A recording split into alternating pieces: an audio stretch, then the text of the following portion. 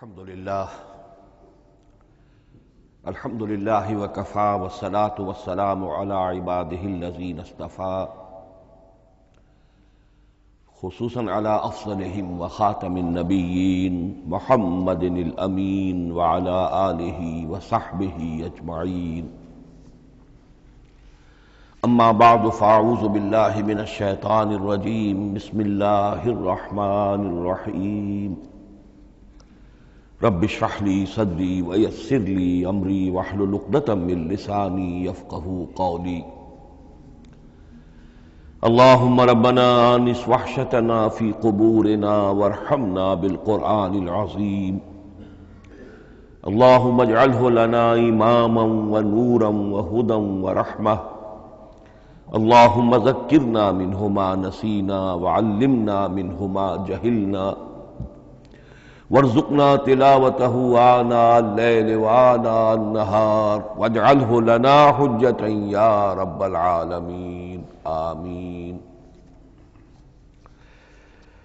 کل دو نشستوں میں تعارف قرآن کے ضمن میں جن عنوانات پر گفتگو ہو چکی ہے ان میں سے ایک تشنہ رہا قرآن حکیم کی ترتیب اور تقسیم. اس کی تدوین کے بارے میں گفتگو ہماری مکمل ہو چکی تھی کہ قرآن حکیم کی تدوین 3 مراحل میں مکمل ہوئی. اولاً خود حضور صلی اللہ علیہ وسلم نے اللہ تعالی ہی کے حکم سے قرآن مجید کو مرتب کر دیا اور اس مرتب شکل میں امت کو منتقل کیا. ترتیب معین ہو چکی تھی لیکن وہ کتابی شکل میں ما بین الدفترین جمع نہیں ہوا. اس کے بعد دوسرا مرحلہ آیا حضرت ابوبکر صدیق رضی اللہ تعالی عنہ کے عہد خلافت کے دوران، جب بہت سے حفاظ شہید ہو گئے جنگ یمامہ میں تو تشویش پیدا ہوئی کہ قرآن حکیم کو کتابی شکل کے اندر مرتب بھی کر لیا جائے، جمع کر لیا جائے. چنانچہ یہ کام حضرت ابوبکر صدیق کے عہد خلافت میں پورا ہو گیا اور اس کے لیے مصحف کا نام حضرت عبداللہ ابن مسعود کی تجویز پر حضرت ابوبکر صدیق رضی اللہ تعالی عنہ نے طے کیا. لیکن اس کے چونکہ ابھی پڑھنے کے انداز میں لوگوں کو کافی آزادی دی گئی تھی کہ اپنے اپنے لہجے کے مطابق لوگ پڑھ سکتے ہیں، تو اس سے محسوس ہوا کہ اب اس کے لکھنے کے انداز میں بھی فرق آ رہا ہے. تو اس لیے ضرورت محسوس ہوئی کہ اس کا ایک اسکرپٹ، ایک رسم الخط جو متفق علیہ ہو، اجماعی ہو، وہ طے کر دیا جائے. چنانچہ یہ تیسرا مرحلہ حضرت عثمان رضی اللہ تعالی عنہ کے عہد خلافت میں طے پایا. اسی لیے اس کو مصحف عثمانی کہتے ہیں، اس لیے کہ وہ رسم الخط اب ہمیشہ کے لیے طے ہے. اس کے آفیشل نسخے تیار کیے گئے اور بڑے بڑے شہروں میں جو بھی اس وقت اس مسلمان ممالک تھے ایک ایک نسخہ بھیج دیا گیا اور باقی نسخے جو ہیں وہ طرف کر دیے گئے. تو اس طریقے سے گویا کہ ربع صدی کے اندر یہ تینوں مرحلے جو ہیں مکمل ہو گئے ہیں. اور جیسا کہ میں نے عرض کیا، سب تسلیم کرتے ہیں کہ جو قرآن آج ہمارے پاس ہے وہ وہی ہے بعینہ جو محمد الرسول اللہ نے اپنی امت کو دیا تھا. البتہ جہاں تک قرآن کی ترتیب اور تقسیم کا تعلق ہے، بعض باتیں تو میں بیان کر چکا ہوں، ان کا صرف اجمالی اعادہ کروں گا. نمبر 1 یہ کہ قرآن کی جو بیسک یونٹ ہے، بنیادی اکائی، وہ آیت ہے.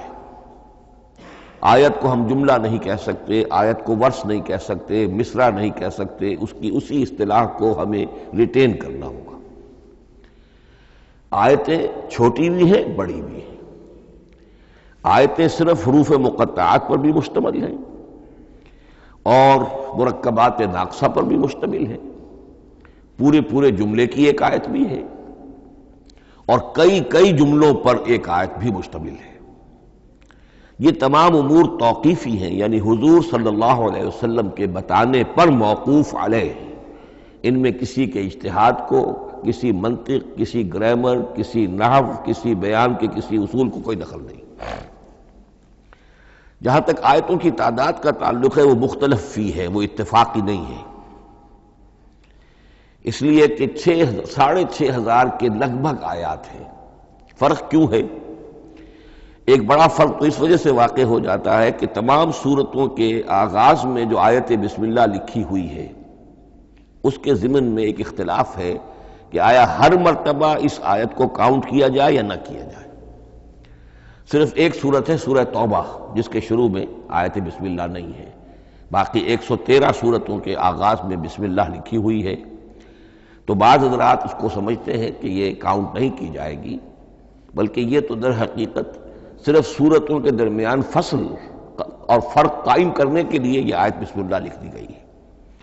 تو آپ سمجھیے کہ جو اس پہ اختلاف ہوگا تو 113 کی عدد کا فرق تو اسی سے واقع ہو جائے گا۔ بعض اور مقامات پر بھی آیات کی تعداد میں قدر اختلاف ہے وہ روایات ہی کی بنیاد پر، کسی شخص کو خود یہ حق حاصل نہیں ہے کہ وہ اس میں کوئی فرق کر سکے، تبدیلی کر سکے۔ بہرحال 6,500 آیات ہے قرآن حکیم کی۔ آیتیں مل جل کر سورتوں کی شکل میں ہیں، ان کی تعداد متفق علیہ ہے 114۔ سورت سور سے بنا ہے، سور کے معنی فصیل ہے، گویا کہ ہر سورت جو ہے وہ اللہ تعالیٰ کے علم، معرفت، حکمت کا ایک شہر ہے۔ سورتوں میں آیات کے باہمی ربط کے حوالے سے اس کے معنی کے اندر اور اس کی حکمتوں کے اندر اضافہ ہوتا ہے، ربط آیات۔ اور جس طریقے سے کہ مختلف موتیوں کو پرو دیا جائے ایک دھاگے میں، اس سے ہار وجود میں آئے، جو ترتیب ہوگی موتیوں کی اس سے ان موتیوں کا حسن دوبالا ہو جائے گا۔ ایسے ہی معاملہ آیات قرآنیہ کا ہے کہ جو ایک سورت کے اندر ہے، اور ہر سورت کا ایک مرکزی مضمون یا عمود ہوتا ہے، اور تمام آیتیں اس سے منطلق اور اس سے منسلک ہوتی ہیں۔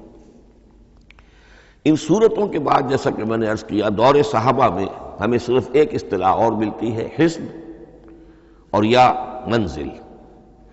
وہ اس سہولت کے لیے کہ اگر ایک ہفتے میں پورا قرآن ختم کرنا ہو، اس کی تلاوت مکمل کرنی ہو، تو روزانہ ایک حزب پڑھ لیا جائے۔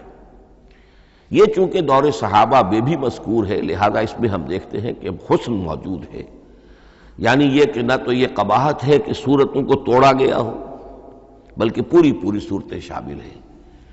کوئی مصنوعی مساوات قائم کرنے کی کوشش نہیں ہے، کوئی حزب نسبتاً تھوڑا سا زیادہ بڑا ہے، کچھ تھوڑا سا چھوٹا ہے، لیکن تقریباً مساوی ہے۔ خام خواہ کی کوئی مصنوعی مساوات قائم کرنے کی کوشش نہیں ہے۔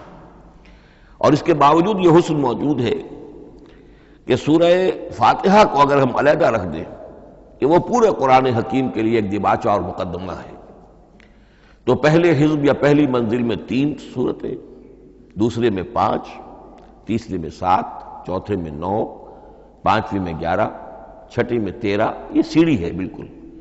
اور جو آخری حزب مفصل کہلاتا ہے، اس میں چونکہ آخری پارے میں آپ کو معلوم ہے چھوٹی چھوٹی صورتیں ہیں، تو تعداد 65 ہے، وہ بھی جو آخری تعداد ہے 13 اس کا ملٹیپل ہے۔ بہرحال یہ حزب، یہ بھی دور صحابہ میں اس کا تذکرہ ہمیں ملتا ہے۔ البتہ جو مزید تقسیم کی چیزیں ہمارے ہاں معروف ہیں وہ بات کی چیزیں۔ رکوعوں میں طویل صورتوں کو تقسیم کیا گیا تاکہ ایک رکعت میں اگر طویل صورت میں سے کوئی آیات پڑھنی ہے تو اس طرح پڑھی جائیں کہ مضمون ٹوٹے نہ۔ یہ حجاج ابن یوسف کے زمانے میں یہ کام ہوا ہے، اور بڑے غور و فکر سے ہوا، اور واقعتاً محسوس ہوتا ہے کہ معنوی جو ربط اور تعلق ہے اس کو ملحوظ رکھا گیا ہے۔ لیکن جو دوسری تقسیم ہمارے ہاں معروف ہو گئی ہے اور وہ پاروں کی ہے، اول تو یہ معلوم نہیں کہ یہ تقسیم کب ہوئی، مجہول الزمان ہے یہ۔ نمبر 2 یہ کہ اس میں یہ زیادتی بھی نظر آتی ہے کہ سورتوں کی فصیلیں توڑ دی گئی ہیں، گویا کہ ایک مصنوعی مساوات قائم کرنے کے لیے کہ 30 دن میں اگر قرآن مجید ختم کرنا ہو، ہر مہینے میں ایک ختم قرآن کوئی شخص کرنا چاہے تو روزانہ ایک پارہ پڑھ کر، لیکن یہ کہ اس میں وہ حسن موجود نہیں ہے، بلکہ یہ قباحت موجود ہے کہ سورتوں کاٹ دی گئی۔ اس کے بعد اب جو بات مجھے عرض کرنی تھی وہ یہ ہے کہ زیادہ عرصہ نہیں گزرا کہ قرآن حکیم کی ترتیب اور تقسیم کے ضمن میں ایک اور حقیقت سامنے آئی ہے، اور یہ حقیقت یہ ہے کہ قرآن حکیم کی سورتوں کے گروپس ہیں۔ اب یہ چونکہ ایک بالکل ماضی قریب کا معاملہ ہے، اس سے پہلے یہ ذکر موجود نہیں تھا۔ اول تو یہ بات بھی مان لیجئے کہ قرآن مجید میں ترتیب اور نظم، اس کے بارے میں ہمارے اسلاف نے نہ کوئی زیادہ محنت کی اور نہ انہوں نے سمجھا کہ اس میں کوئی خاص ربط ہونا ضروری ہے۔ لیکن یہ کہ عہد حاضر میں مولانا حمید الدین فراہی رحمۃ اللہ علیہ ہندوستان میں ایک ایسے عالم پیدا ہوئے کہ جنہوں نے نظم قرآن کو اپنا خاص موضوع بنایا کہ یہ جو آیات باہم جوڑی گئی ہیں تو آخر کوئی حکمت ہے، صورتوں میں جو ربط قائم کیا گیا ہے یقیناً حکمت پر مبنی ہے، ورنہ سب سے سیدھی ترتیب تو جیسا کہ میں نے کل عرض کیا تھا یہ ہوتی ترتیب نزولی سے قرآن کو مرتب کر دیا جاتا۔ لیکن یہ کہ صورتیں آپ کو معلوم ہے طویل صورتوں میں ایسا بھی ہے کہ وہ ایک وقت میں نازل نہیں ہوئی بلکہ متعدد اوقات میں، اور سورہ بقرہ جو ہے وہ تقریباً 2 سال میں اس کی جو تنزیل ہے وہ مکمل ہوئی۔ تو پھر کچھ آیتوں کو جوڑنا، کس کو کہاں رکھنا ہے، کس کو کہاں رکھنا ہے، تو یہ حضور صلی اللہ علیہ وسلم نے خود کیا ہے، اللہ تعالیٰ کے حکم سے کیا ہے، تو یہ چیزیں حکمت سے خالی تو نہیں ہو سکتی۔ تو انہوں نے اس کو خاص اپنا موضوع بنایا اور ان کے سامنے بعض حقائق آئے ہیں، وہ حقائق ہیں جو اب میں آپ کے سامنے بیان کر رہا ہوں۔ اس میں ایک اشکال ہو سکتا ہے، اسے میں چاہتا ہوں کہ پہلے رفع کر دوں کہ یہ چیز اگر ہمارے اسلاف کے نظر میں نہیں آئی اور ان کی توجہ ادھر نہیں ہوئی تو یہ تو گویا کہ ایک بڑی مشکوک سی بات ہوگی۔ قرآن مجید کے علم کے ضمن میں گویا کہ متقدمین کے فہم پر ہمیں کچھ طعن کرنا ہوگا، لیکن یہ بات درست نہیں ہے۔ قرآن مجید ایک ایسی کتاب ہے جس کے بارے میں خود حضور نے جو فرمایا لا تنقضی عجائبہ، اس قرآن کے عجائب کبھی ختم نہیں ہوں، ولا یخلق عن کثرت الرد، بار بار کے پڑھنے سے اس پر کوئی پرانا پن، کوئی بوسیدگی طاری نہیں ہوگی، ولا یشبع منہ العلماء، اور کبھی اہل علم اس سے سیری محسوس نہیں کریں گے۔ تو قرآن مجید لا تنقضی عجائبہ، جیسے جیسے دنیا آگے بڑھ رہی ہے، تمدن آگے بڑھ رہا ہے، علم انسانی جو ہے مادی فزیکل سائنسز کا علم آگے بڑھ رہا ہے، قرآنی حقائق اور مبرہن ہو رہے ہیں اور واضح ہو رہے ہیں اور نکھر رہے ہیں۔ بہت سی باتیں ہمارے اسلاف کے علم میں نہیں آ سکتی تھی، اس لیے کہ ابھی انسانی معلومات کا دائرہ بہت ہی محدود تھا۔ ذوالقرنین کون تھے؟ اب چونکہ تاریخ مفسرین کے علم میں نہیں تھی تو سکندر اعظم کو سمجھا گیا کہ ذوالقرنین ہے، حالانکہ سکندر کی شخصیت اور ذوالقرنین کی وہ شخصیت جو قرآن میں بیان ہوئی ہے دونوں میں کوئی مناسبت ہے ہی نہیں۔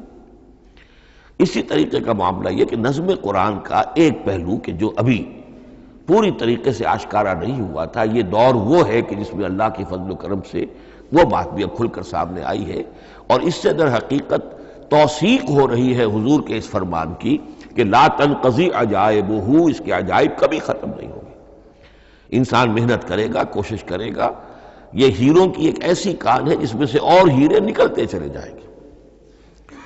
اس کے ضمن میں ایک بات تو میں نے آپ سے کل عرض کر دی تھی اور آج پھر بھی کہی ہے، سورتوں میں بھی ایک ربط ہے، آیات جو سورتوں کے اندر جوڑی گئی ہیں، پھر سورتیں اکثر و بیشتر جوڑوں کی شکل میں ہیں۔ اس کے کچھ مثالیں بھی کل میں نے آپ کو دی تھی۔ قرآن مجید کی ایک آیہ مبارکہ ہے وَمِن كُلِّ شَيْءٍ خَلَقْنَا زَوْجَيْنِ لَعَلَّكُمْ تَعْقِلُونَ یا لَعَلَّكُمْ تَذَكَّرُونَ، مجھے پوری طرح یاد نہیں ہے۔ ہم نے ہر شے کو جوڑوں کی شکل میں پیدا کیا، اگرچہ اس کو چونکہ قرآن مخلوق نہیں ہے ہم اس پر اس کا اطلاق نہیں کریں گے، لیکن من کل شیء خلقنا زوجین، اس میں اس قدر کیٹیگوریکل سٹیٹمنٹ ہے کہ معلوم ہوتا ہے کہ یہ اصول اتنا اللہ تعالیٰ کے ہاں اتنا پسندیدہ ہے کہ قرآن مجید کی صورتوں میں بھی یہ صورتوں کے بھی جوڑوں کی شکل میں ہونا یہ بہت ہی اظہر من الشمس ہے۔ بعض جگہوں پر تو اظہر من الشمس ہے، بعض جگہوں پر ذرا تدبر کر کے بات معلوم ہوتی ہے۔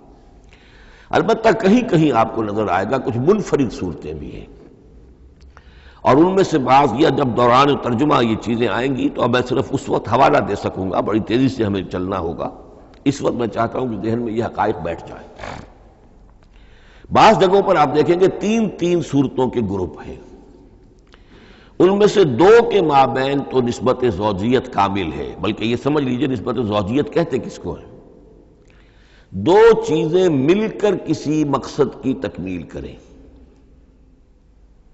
ان دونوں میں ایسی نسبت ہونی چاہیے ریسیپروکل کہ وہ ایک دوسرے کی تکمیل کے لیے اور کسی مقصد کے حصول کے لیے ان کے مابین ایک تعلق قائم ہو، یہ زوجیت ہے۔ اسی طریقے سے قرآن مجید میں جب صورتیں آتی ہیں جوڑوں کی شکل میں، تو کسی مضمون کا ایک رخ وہ ایک صورت میں آ جائے گا، اس کا دوسرا رخ دوسری صورت میں آ جائے گا، اور دونوں مل کر، جسے ہم کہتے ہیں تصویر کے دونوں رخ، وہ رخ مکمل ہو جائیں گے، بات پوری ہو جائے گی۔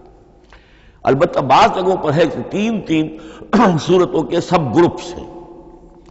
میں اس معاملے میں گروپ کا لفظ ریٹین کر رہا ہوں، اس لیے کہ قدیم تو یہ تصور تھا نہیں، جدید اصطلاح ہے، تو اس میں چونکہ اب بہت سے الفاظ انگریزی زبان کے اب اردو میں آ گئے ہیں کہ اس کی جگہ کوئی اور بہت ہی کوئی کوشش کر کے لفظ آیا جائے تو وہ شاید زیادہ عام فہم نہیں ہوگا، یا عام فہم ہے۔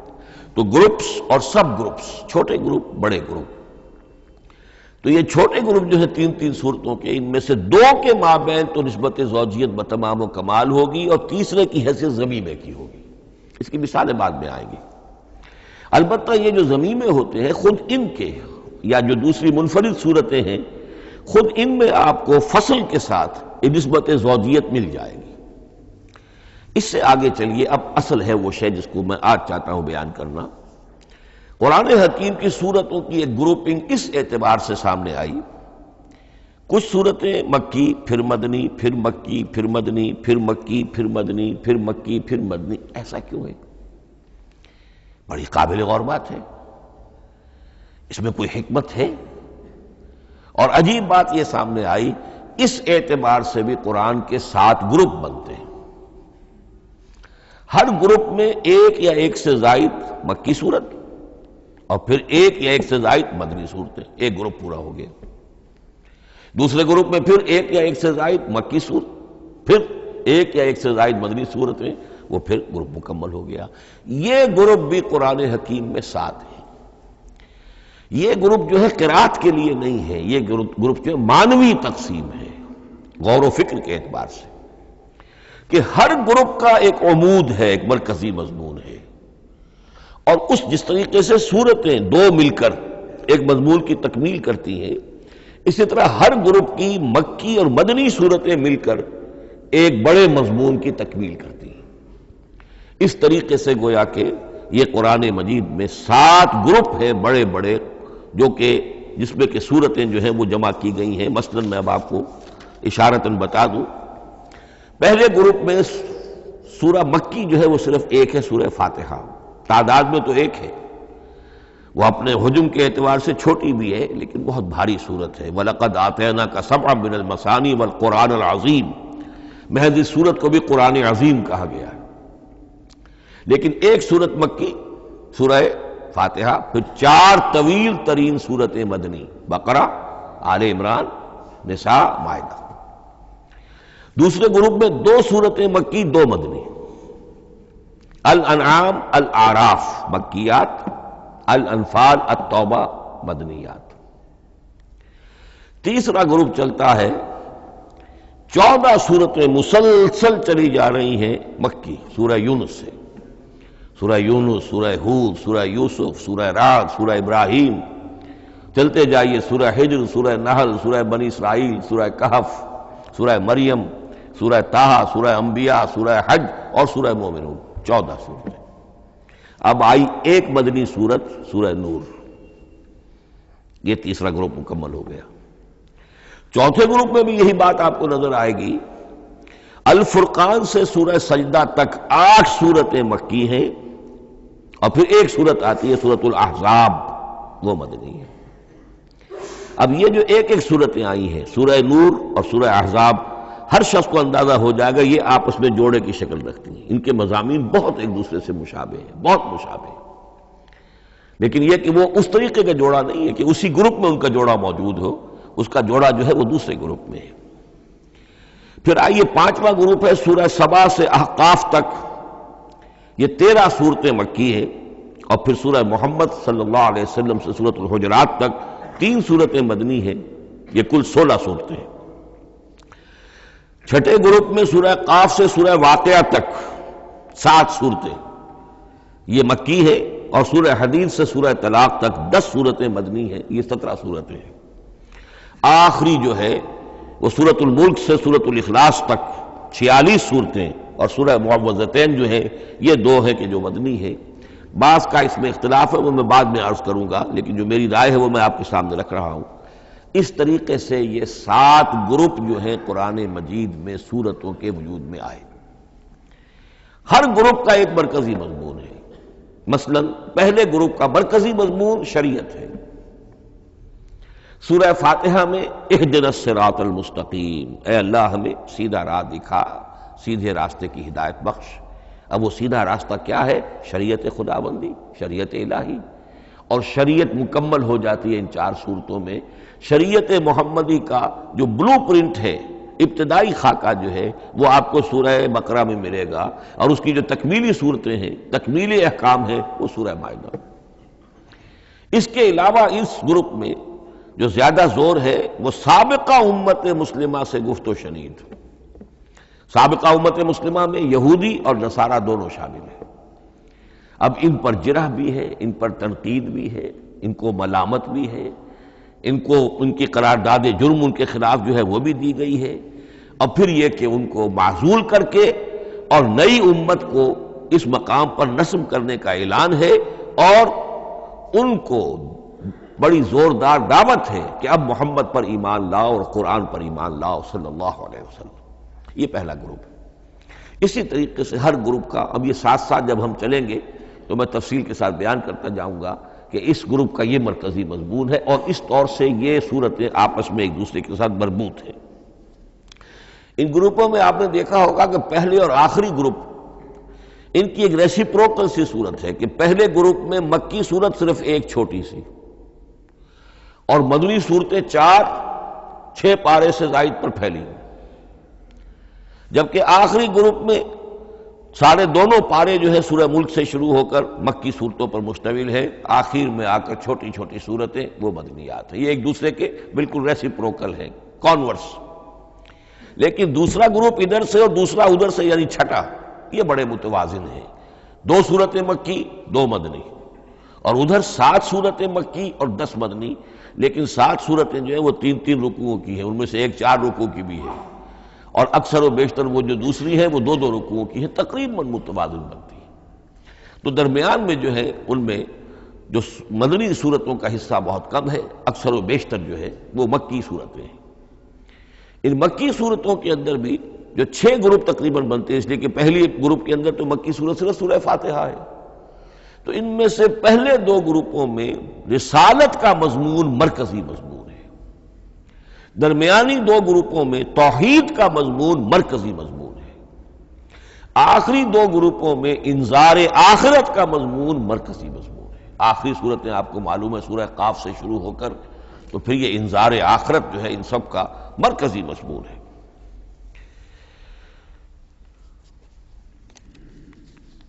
مدنی قرآن جو ہے یہ بھی آپ نوٹ کر لیجئے کہ کل قرآن کا 1/3 ہے تقریباً، اور اس 1/3 کا 2/3 پورا کا پورا پہلے گروپ میں آ گیا ہے۔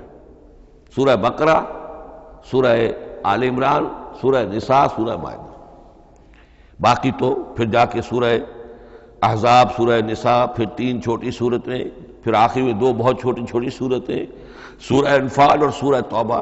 لیکن یہ کہ یہ 2/3 جو ہے مدنی قرآن کا حجم بالکل پہلے ہی اس گروپ کے اندر آ گیا ہے۔ اس کی بھی حکمت ہے، کیوں مدنی صورتوں کو پہلے رکھا گیا؟ میرے علم میں نہیں ہے کہ اس موضوع پر کسی شخص نے گفتگو کی ہو سوائے محمد مارمڈیوک پکتھال کے۔ میرے علم کی حد تک ہو سکتا ہے کہ کسی اور مفسر نے، کسی محقق نے کوئی بات کہی ہو اس سے بھی زیادہ وزنی کہی ہو، لیکن میرے علم کی حد تک مارمڈیوک پکتھال نے اپنے ترجمہ کیا ہے انگریزی میں، اس کے دیباچے میں اس موضوع پر گفتگو کی ہے، بہت ہی عمدہ بات کہی ہے۔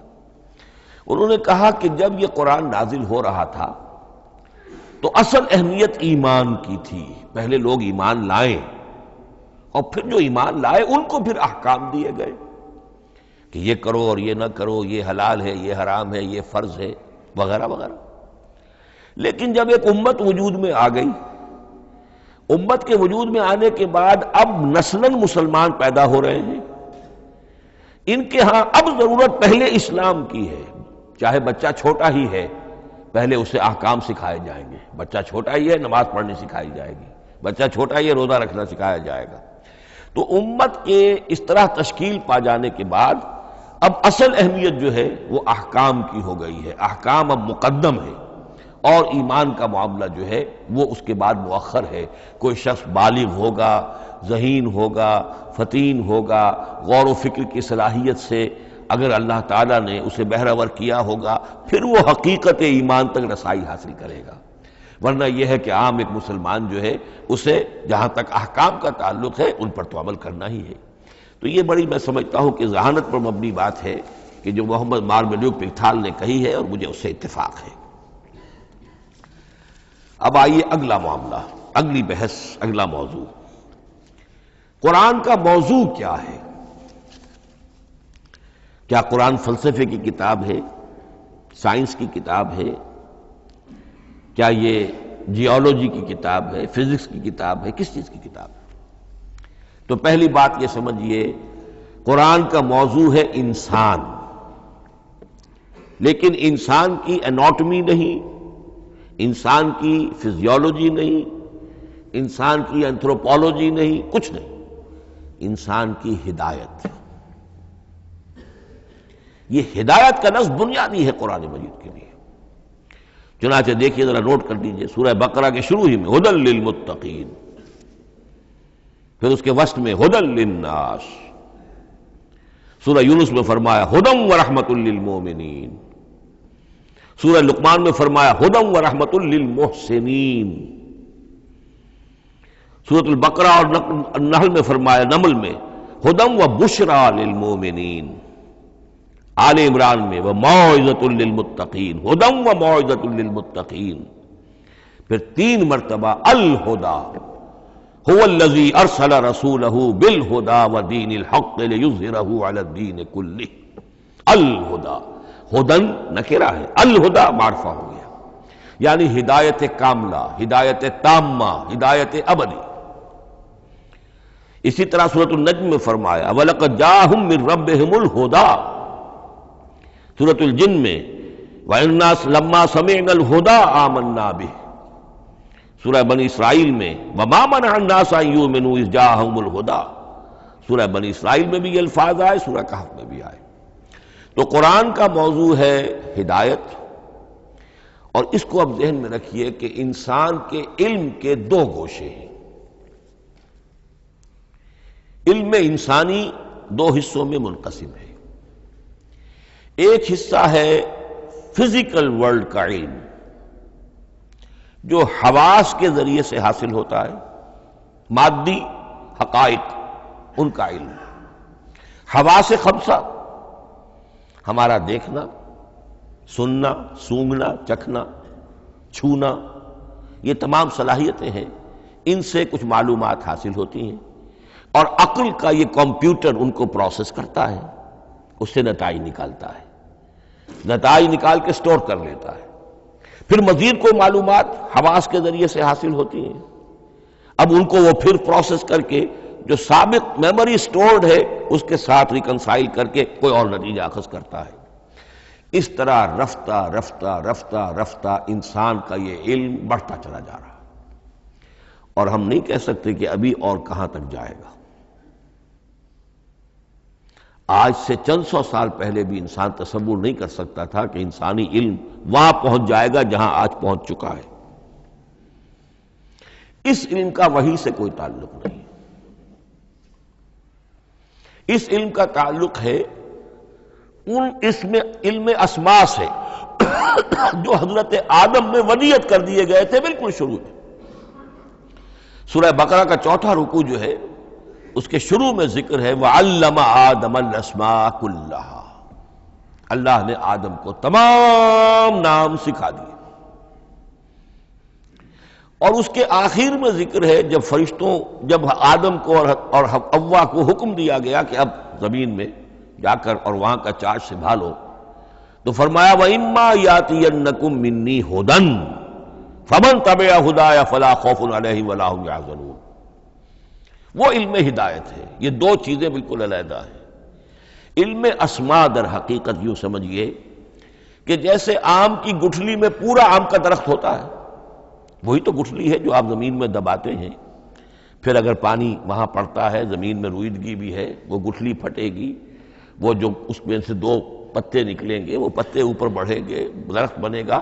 وہ پورا درخت جو ہے آم کی گٹھلی میں موجود تھا، صرف اسے پورا درخت بننے میں 2 سال 3 سال 4 سال لگیں گے، لیکن درخت موجود تھا، پوٹینشلی بالقوہ پورا درخت آم کی گٹھلی میں موجود تھا۔ ایکچولی بالفعل وہ آم کا درخت جو ہے کئی سال کے اندر وجود میں آیا۔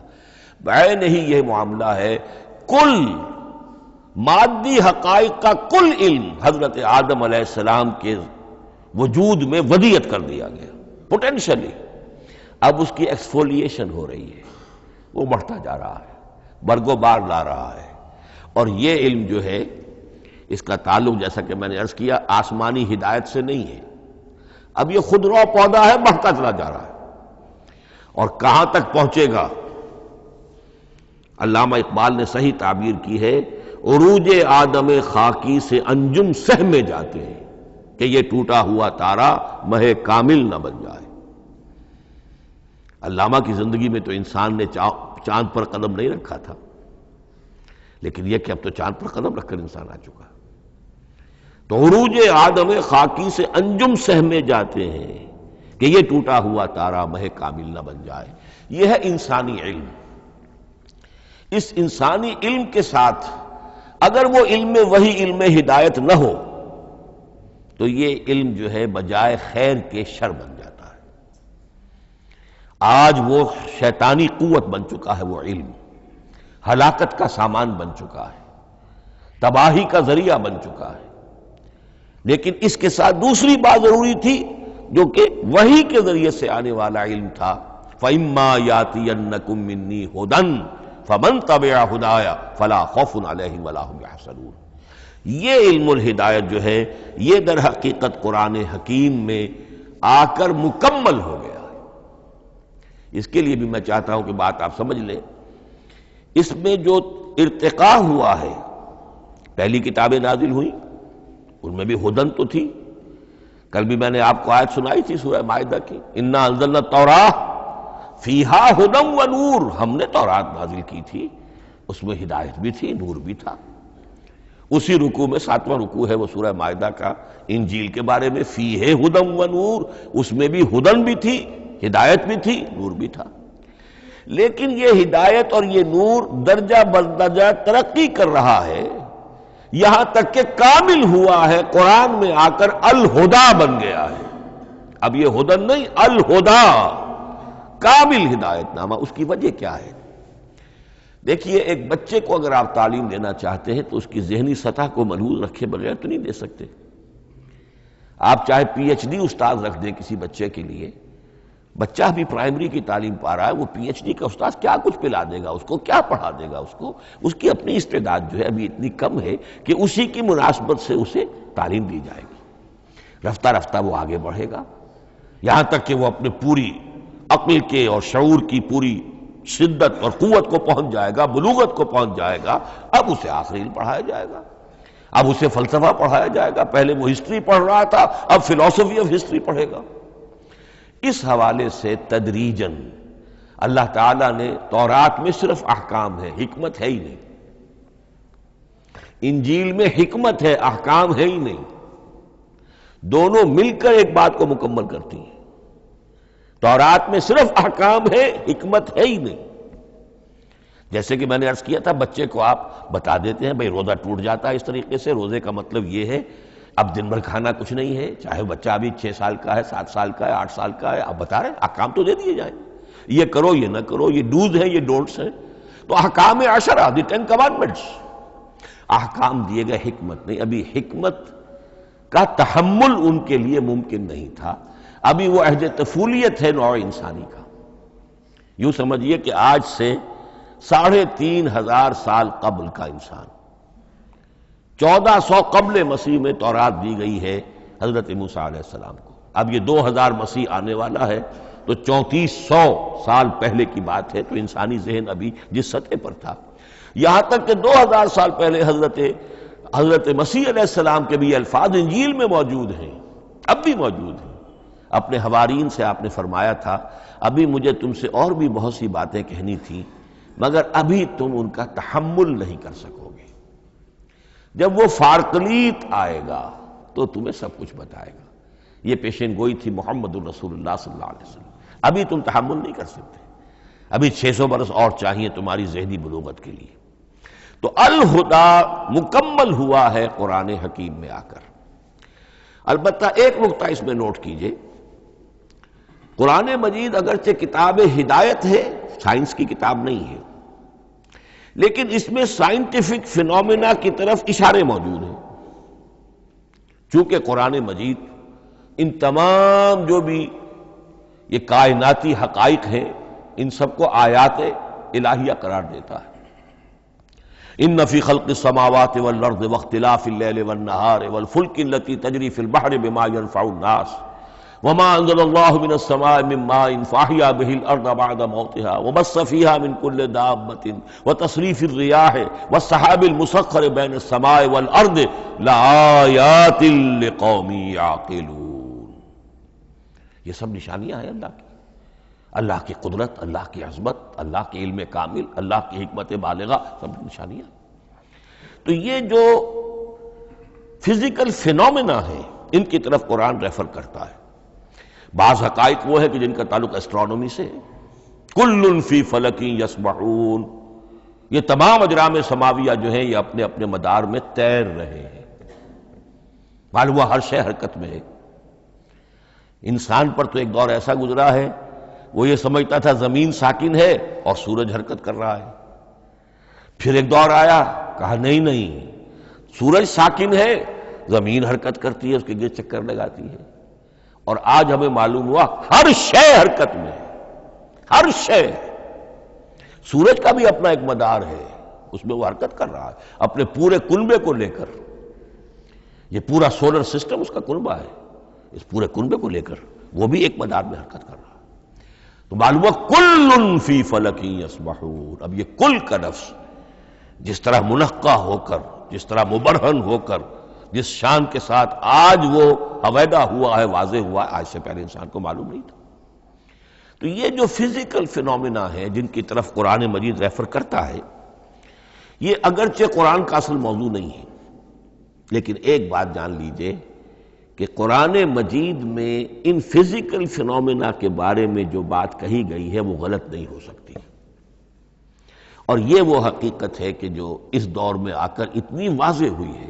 آپ نے نام سنا ہوگا ڈاکٹر مورس مکائی کا، یہ فرانسیسی سرجن تھے، انہوں نے مطالعہ کیا، کمپیریٹو سٹڈی کی قرآن بائبل دونوں کی، بائبل سے مراد اولڈ ٹیسٹمنٹ نیو ٹیسٹمنٹ دونوں، اور وہ اس نتیجے پر پہنچا کہ پورے قرآن میں کوئی ایک لفظ ایسا نہیں ہے جسے ہماری ساری سائنسی انکشافات میں سے کسی نے غلط ثابت کیا،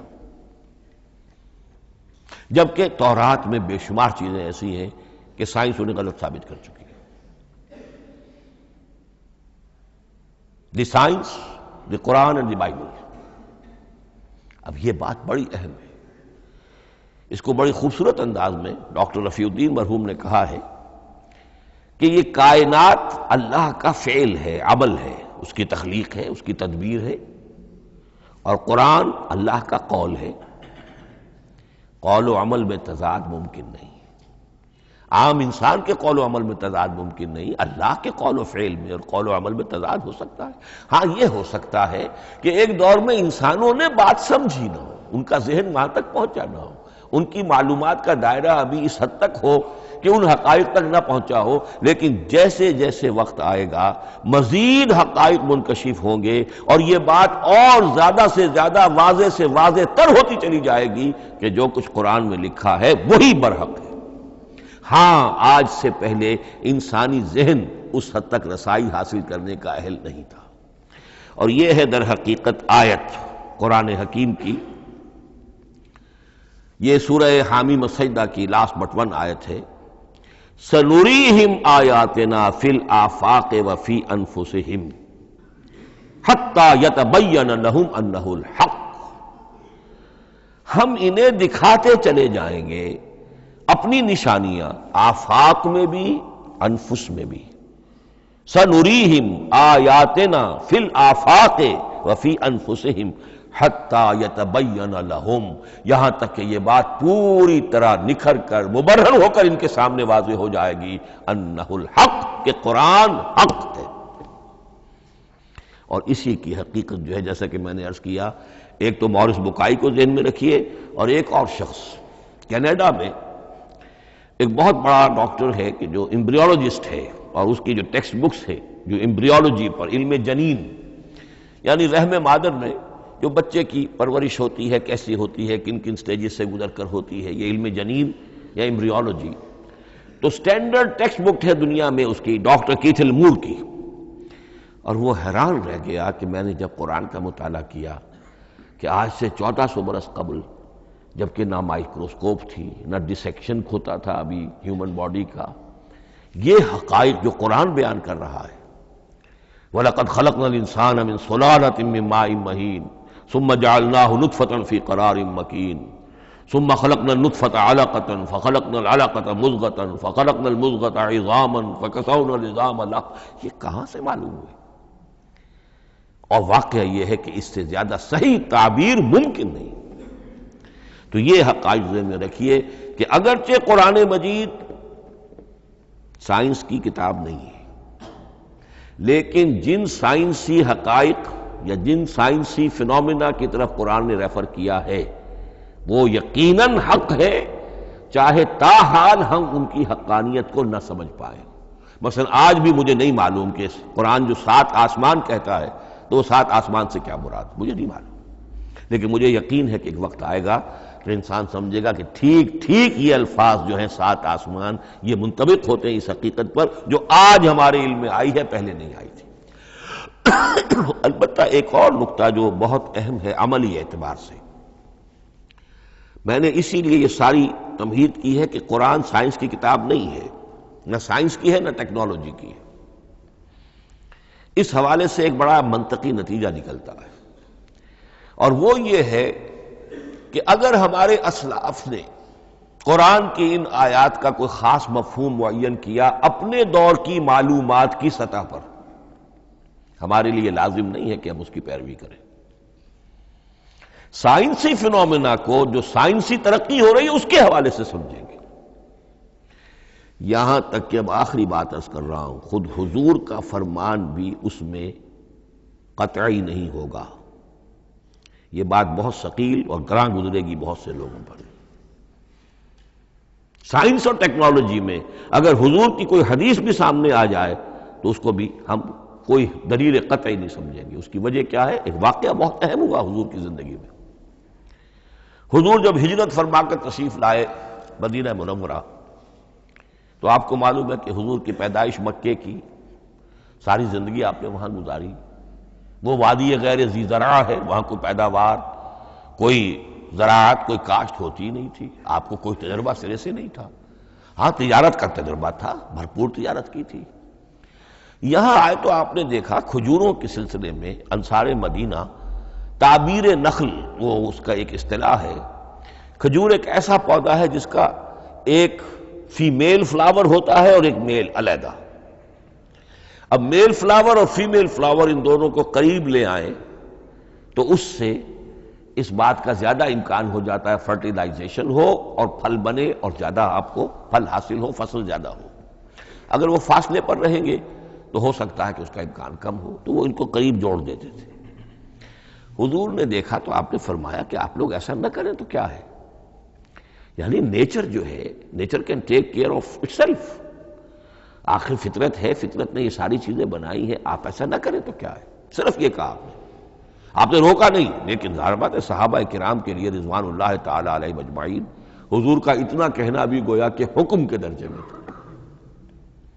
انہوں نے اس سال وہ کام نہیں کیا، فصل کم ہو گئی. اب وہ ڈرتے ڈرتے جھجکتے جھجکتے حضور کی خدمت میں آئے. حضور آپ نے فرمایا تھا ہم نے وہ نہیں کیا، تعبیر نخل اس سال نہیں کی ہم نے، فصل کم ہوئی ہے. آپ نے فرمایا انتم اعلم بامور دنیاکم.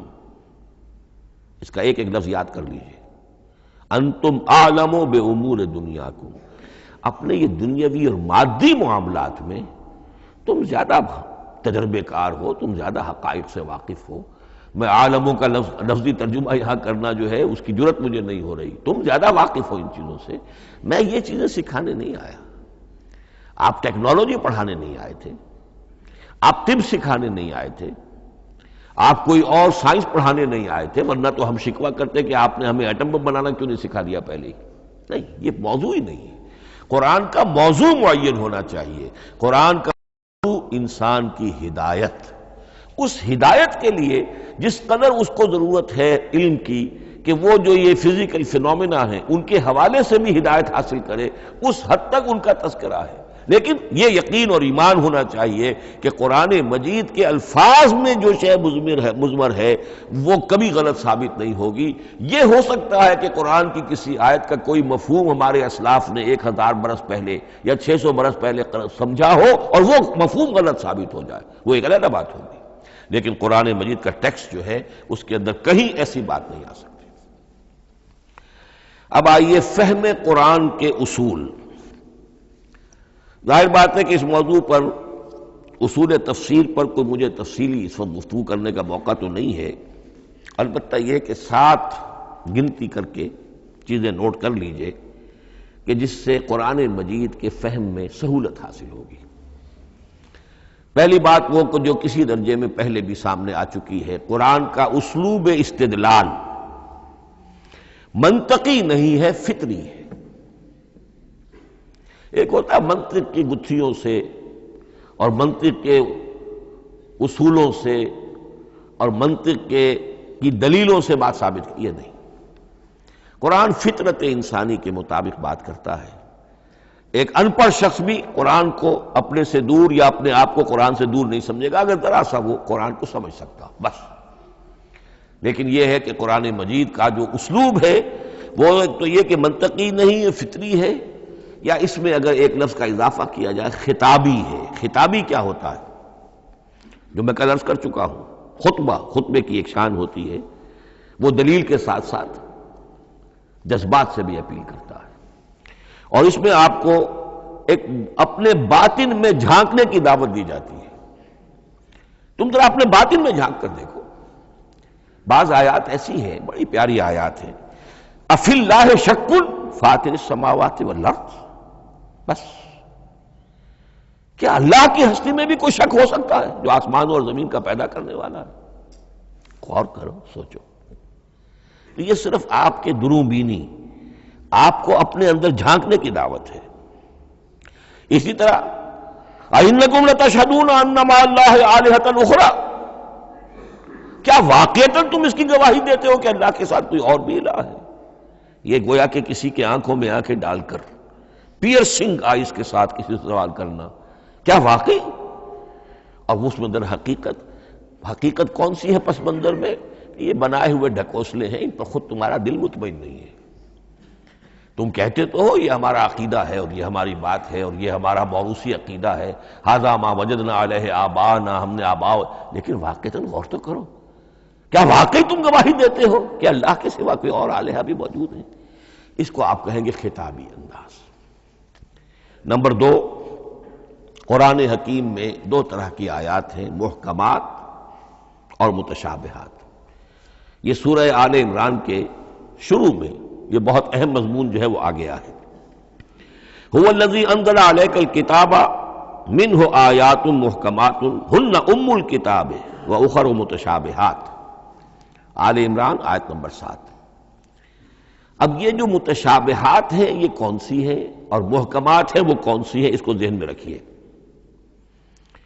نمبر 1، محکم قطعی، تمام جتنی بھی آیات احکام ہیں وہ محکم ہیں، یہ کرو یہ نہ کرو، یہ جائز یہ حرام، آیات احکام محکم، اسی ایک مادے سے لفظ بنا ہے یہ محکم بھی اور احکام حکم۔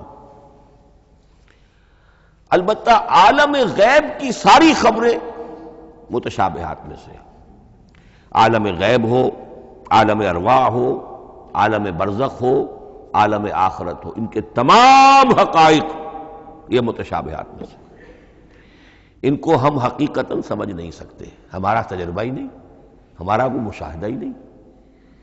جیسا کہ ایک حدیث میں آیا ہے، جنت کی جو بھی نعمتیں ہیں، ایک تو وہ نعمتیں جن کا ذکر قرآن میں ہے اور ان الفاظ میں ہے جن سے ہم واقف ہیں۔ اب ان میں تو یہ ہے کہ حور و قصور اور پھل اور یہ اور دودھ اور شہد اور وغیرہ وغیرہ وغیرہ، وہ چیزیں ہم جانتے ہیں، تو وہ بھی حق ہے، ایسے ہی ہوں گی، اتوب ہی متشابہہ، لیکن یہ صرف نزل ہے، یہ تو ابتدائی مہمان نوازی ہے۔ نزل من غفور رحیم، جو اصل ضیافت ہونی ہے اہل جنت کی، اس کے بارے میں فرمایا وہ نعمتیں ملیں گی ما لا عین رات ولا اذن سمعت وما خطر علی قلب بشر، جو نہ کسی آنکھ نے کبھی دیکھی، نہ کسی کان نے کبھی سنی، نہ کسی انسان کے دل پر ان کا خیال تک وارد ہو، انہیں ہم کیا سمجھیں گے؟ تو عالم برزخ، عالم آخرہ، عالم غیب، عالم ارواح، ان کی تمام چیزوں کو ہم آیات متشابہات میں سے سمجھیں گے۔ البتہ یہ جو سائنٹیفک فینومینا والی باتیں ہیں مادی علوم کی، ان میں یہ ہے کہ متشابہ اور محکم ہونے کا معاملہ بدلتا چلا جا رہا ہے۔ جب تک وہ ہمارا سائنسی علم وہاں تک نہیں پہنچا تھا، وہ آیت ابھی متشابہ تھی، سمجھ میں نہیں آ رہی تھی، لیکن اب جب کہ وہ بات وہاں پہنچ گئی اور کھل گئی بات، اب معلوم ہوا کل فی فلک یسبحون، اب یہ آیت محکمات میں آ گئی، اب یہ وہ بات نہیں رہی کہ جس کا صحیح مفہوم سمجھنا ہمارے لیے مشکل ہو۔ تیسری بات، تفسیر اور تعویل میں کیا فرق ہے؟ تفسیر کا عام طور پر لفظ استعمال ہوتا ہے لفظی طور پر، الفاظ کی بحث، نحوی بحث، قواعد گرامر جو ہے ان کے حوالے سے جو بحث کی جائے گی وہ تفسیر ہے، اور اس کی اصل حقیقت اور مدلول کو سمجھنے کی جو کوشش کی جائے گی وہ تعویل ہے۔ تو یہ دو الفاظ جو ہیں یہ مختلف ہوں گے، تفسیر اور تعویل۔ نمبر 4، تعویل عام اور تعویل خاص، یہ بہت اہم موضوع ہے۔ دیکھیے قرآن مجید نازل ہوا ایک خاص ٹائم اینڈ سپیس پس منظر میں، آج سے 1400 برس قبل 610 عیسوی سے لے کر 632 عیسوی تک نازل ہوا، حجاز میں نازل ہوا۔ اس کی ایک اولین مخاطب قوم تھی، وہ ان پڑھ قوم تھی، امی قوم تھی، پڑھے لکھے شاذ الشاذ کالمعدوم کے درجے میں تھے، وہاں فلسفے کا سوال نہیں، کوئی منطق کی بات نہیں، کچھ بھی نہیں، اور اولین مخاطب وہی ہیں، اور جو بھی حالات ہیں اس وقت کے ان کے حوالے سے بات کی جا رہی ہے۔ اب قرآن مجید کی ہر آیت پر اولاً غور ہوگا اس اعتبار سے جب یہ نازل ہوئی ہے تو اس کا اس وقت کیا مفہوم سمجھا گیا، اس خاص کانٹیکسٹ میں، ٹائم اینڈ سپیس کانٹیکسٹ میں کیا مفہوم سمجھا گیا، یہ ہے تعویل خاص۔ لیکن اب دوسری طرف دیکھیے، یہی کتاب ہدایت ہے ابد الآباد تک کے لیے، اسی کتاب کو 20ویں صدی عیسوی کے انسان کے لیے بھی ہدایت نامہ بننا ہے۔ اگر دنیا طویل ہے اور 500 برس تک ہے تو 25ویں صدی عیسوی کے انسان کے لیے بھی ہدایت نامہ یہی کتاب بننی ہے۔ یہ عرب کے امیین کے لیے ہدایت نامہ تھی تو ایران کے فلسفیوں کے لیے بھی تو ہدایت نامہ تھی۔ لہذا ان الفاظ کے اندر یہ قرآن کے اعجاز کا وہ پہلو ہے جو بہت نمایاں ہے کہ ان الفاظ کے اندر کہ جو ایک خاص کانٹیکسٹ میں نازل ہوئے اور اس وقت ان کا ایک معین مفہوم سمجھا گیا، انہی میں وہ عموم بھی موجود ہے کہ اسی سے ہمیشہ کے لیے ہدایت اخذ کی جا سکتی ہے۔ اس کو ہم کہیں گے تعویل عام، اس کانٹیکسٹ سے ذرا نکال کر اب اس آیت کے الفاظ، اس کا در و بست، اس کا ما سبق، اس کے بعد ما بعد، سیاق و سباق، اس کے حوالے سے بیٹھ کر بات کی جائے۔ تعویل خاص میں شان نزول پیش نظر رہے گا، تعویل عام میں اس آیت کے الفاظ، ان کا در و بست اور آیت کا سیاق و سباق یہ زیادہ زیر بحث رہے گا۔ تو معلوم ہوا کہ یہ دونوں چیزیں اپنی اپنی جگہ اہم ہیں۔ نہ تو انسان صرف تعویل خاص تک اپنے آپ کو محدود کر لے، اگر وہ کرے گا تو گویا کہ وہ صرف اس دور کا قرآن پڑھ رہا ہے، آج کا قرآن وہ نہیں پڑھ رہا۔ قرآن کے اندر تو واقعتاً یہ شان ہے کہ میں جس کے لیے الفاظ یہ استعمال کیا کرتا ہوں کہ ہر دور کے افق پر ایک خورشید تازہ کے مانند طلوع ہوگی یہ کتاب۔ معلوم ہوگا آج کا قرآن ہے، یہ ہمیں آج ملا ہے قرآن، اور گویا کہ آج جو ہمیں مسائل اندر پیش ہے ان کا حل ہے جو یہ قرآن پیش کر رہا ہے۔ یہ اس کا اعجاز ہے، یہ اس کا کمال ہے۔ اس اعتبار سے نوٹ کیجئے تعویل خاص اور تعویل عام، یہ الفاظ کیونکہ بار بار دورہ ترجمہ آئیں گے تو اس لیے میں نے ان اصطلاحات سے چاہا کہ آپ واقف ہو جائیں۔ ایک اور اس میں بات سمجھنے کی ہے تذکر اور تدبر۔ قرآن سے بنیادی ہدایت حاصل کر لینا، اس کے لیے قرآن انتہائی آسان ہے۔ وَلَقَدْ يَسَّرْنَا الْقُرْآنَ لِلذِّكْرِ فَهَلْ مِن مُدَّكِرٍ۔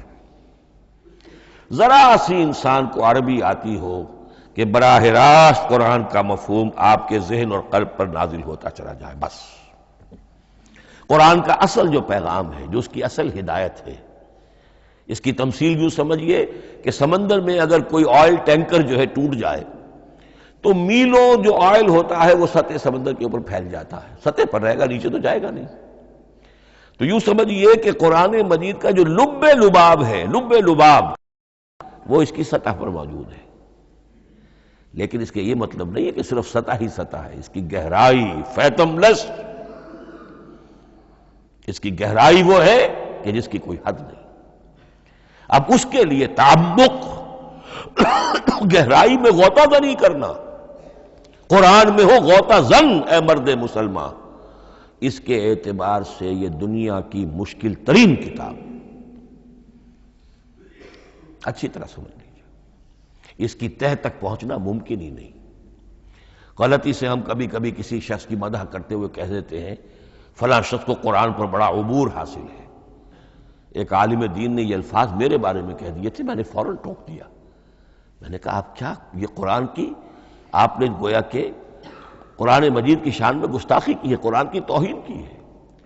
عبور کہتے ہیں ایک کنارے سے دوسرے کنارے کو چلے جانا، دریا عبور کر لیا، قرآن کے کنارے ہے ہی نہیں، یہ ناپیدا کنار سمندر ہے، اس سمندر کا کوئی کنارہ نہیں، نہ اس کی گہرائی اور نہ اس کے کنارے۔ لہذا پوری زندگی کوئی امام راضی ہو، کوئی زمخشری ہو، کوئی ہو، پوری زندگی کھپا کر بھی وہ یہ نہیں کہہ سکے گا کہ میں نے قرآن مجید کو بتمام و کمال سمجھ لیا ہے۔ معاذ اللہ، معاذ اللہ، معاذ اللہ، ناممکن۔ وراء الورا ثم وراء الورا، یہ ہے تذکر اور تدبر۔ اس کے لیے تو پوری زندگی انسان کھپائے، پورا وقت اس کے لیے لگائے، پوری صلاحیت کھپا دے، تب بھی وہ بہت سی جگہوں پر پھر بھی کہے گا واللہ عالم۔ امام رازی کو بھی نہ معلوم کتنے مقامات پر جا کر یہ کہنا پڑا ہے کہ اللہ بہتر جانتا ہے۔ اعلم ان ھذا المقام مقام غامض عمیق محیب، یہ مقام تو بہت محیب ہے، پرہیبت ہے، بہت گہرا ہے، بہت غامض ہے۔ امام رازی کہہ رہے ہیں، 30 جلدوں میں تفسیر لکھنے والا شخص۔ اقول قولی ھذا واستغفر اللہ لی ولکم ولسائر المسلمین والمسلمات۔